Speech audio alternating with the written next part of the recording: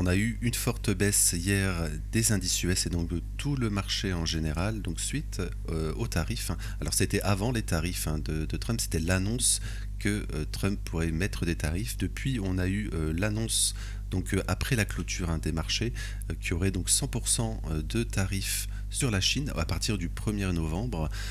Donc pour le moment, c'est pas encore dans le graphique parce que le marché est fermé donc ce week-end. Donc on va faire le point sur bien sûr tout cela tout de suite. Avant cela, n'oubliez pas notre accompagnement, le site en description idena-bourse.com.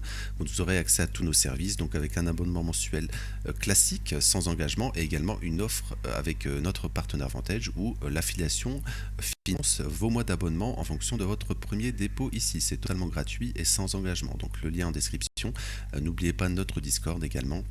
Discord de la chaîne YouTube qui va s'afficher ici tout de suite.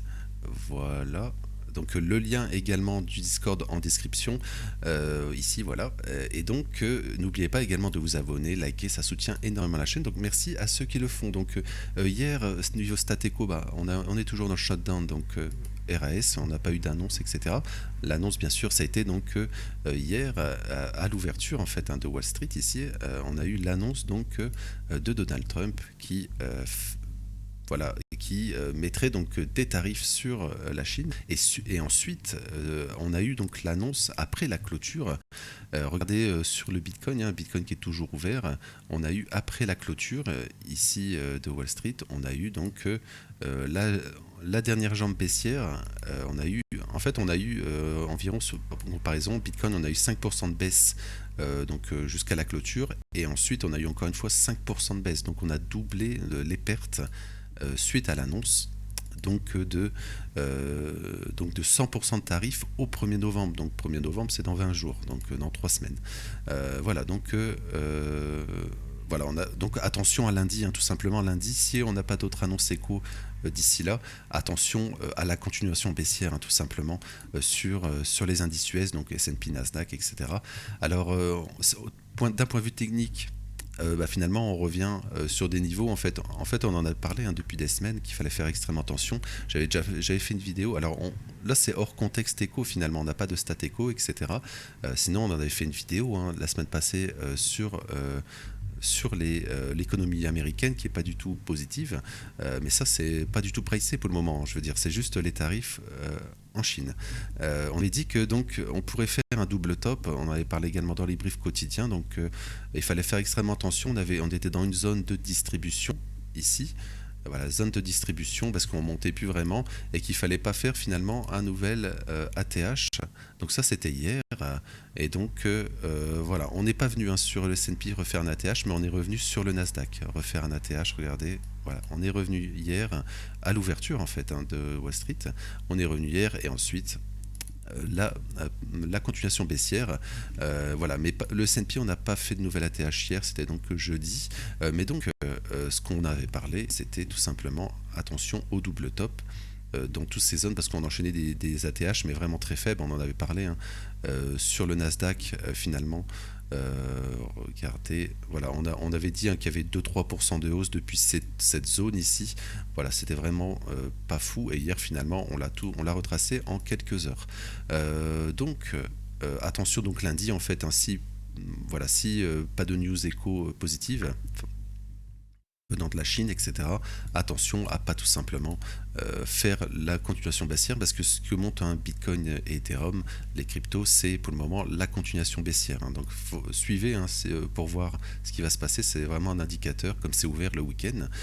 Voilà, les cryptos sont ouverts 24 heures sur 24, 7 jours sur 7, donc vous pourrez voir l'évolution. Pour le moment, on va ouvrir en baisse lundi, et donc pour le moment, ce qui est pas positif, c'est ce qu'on parlait, c'est en fait on valide un double top comme ça, donc attention finalement à la continuation baissière, et surtout on en avait parlé plein de fois, regardez toute cette hausse ici de 50%, finalement on n'a fait aucun retracement, donc finalement on va faire un retracement, et donc on a des zones, hein, en fait on n'aura pas de fair value gap ici baissier, mais on aura cette zone la semaine prochaine ici très faible, mais si on ouvre en gap baissier, il faudra faire extrêmement attention, et également on aura la moyenne mobile ici à court terme, mais finalement il y aura tous ces lots, hein, ici à aller chercher, marché dans ce fair value gap ici weekly. Donc on pourrait très bien chuter, ce qui est pas énorme, hein, je veux dire, enfin ce qui est pas énorme actuellement, ça nous fait voilà moins 8%, etc.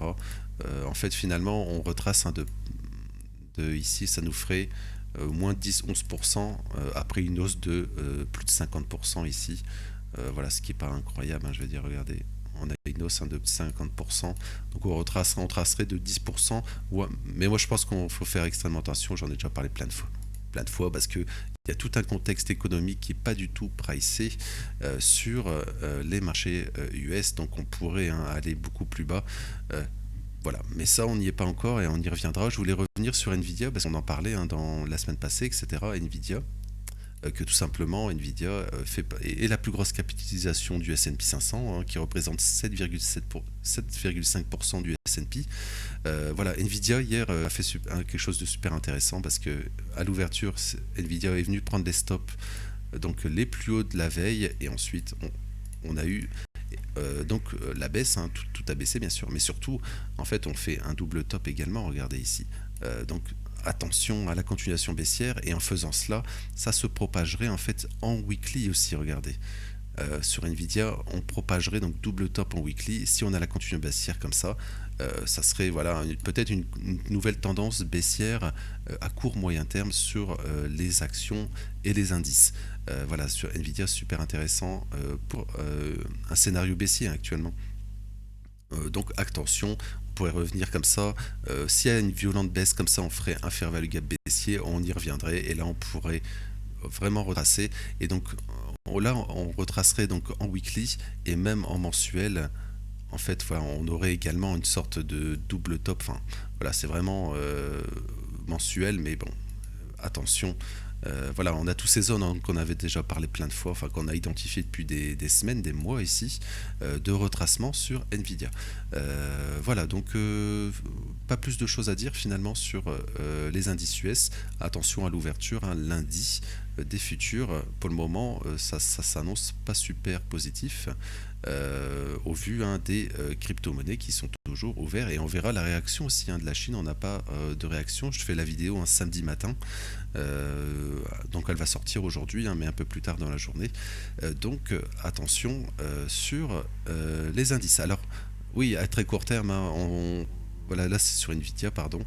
Mais bon, on sera contenu, hein, par la bande de Bollinger, donc on pourrait peut-être, hein, avoir une mauvaise ouverture, peut-être lundi, avoir un rebond, ce qui ne sera pas du tout positif, hein, un rebond en début de semaine après un gap baissier par exemple. Mais bon, ça on en reparlera bien sûr lundi. Je vais revenir rapidement donc sur les indices européens. Donc on en avait également parlé hier, hein, on avait pris la prise, on avait fait un nouvel atterrage sur le DAX. Attention à la réaction parce qu'on avait également ce scénario, hein, de double top ici, regardez, en daily et en 4 heures ici, donc il fallait faire extrêmement attention. Et ensuite l'annonce éco, bah voilà, le retracement, donc on pourrait bien retracer, hein, et finalement faire la consolidation, la manipulation haussière et peut-être l'expansion. C'est exactement la même chose sur le CAC 40 ici. CAC 40 qui a fait exactement la même chose, hein, qui a pas fait un nouvel ATH, hein, mais qui a pris tous ces niveaux ici, regardez. On en avait parlé plein de fois, c'était la dernière zone, et surtout ici on n'avait pas pris les stops à la baisse ici dans ce range, et là on fait la consolidation, la manipulation et peut-être l'expansion baissière, et donc on pourrait aller beaucoup plus bas en cas de fort retracement des indices US. Et encore une fois, on en avait parlé plusieurs fois, surtout avec la fin d'année, etc. Et donc, je referai un brief également de la pointe de la semaine, parce que on en avait parlé également sur l'or, etc., qu'on peut avoir un retracement d'ici de la fin d'année. Mais ça, j'en parlerai donc dans le brief Forex et matières premières. Donc, n'hésitez pas à vous abonner et liker pour ne rien rater. Également, ça soutient énormément la chaîne. Donc, merci à ceux qui le font. Donc, je vais vous souhaiter un bon week-end et un bon lundi. On se retrouve lundi, hein, pour le brief indice, et également demain pour le brief crypto. Merci, bon samedi et merci.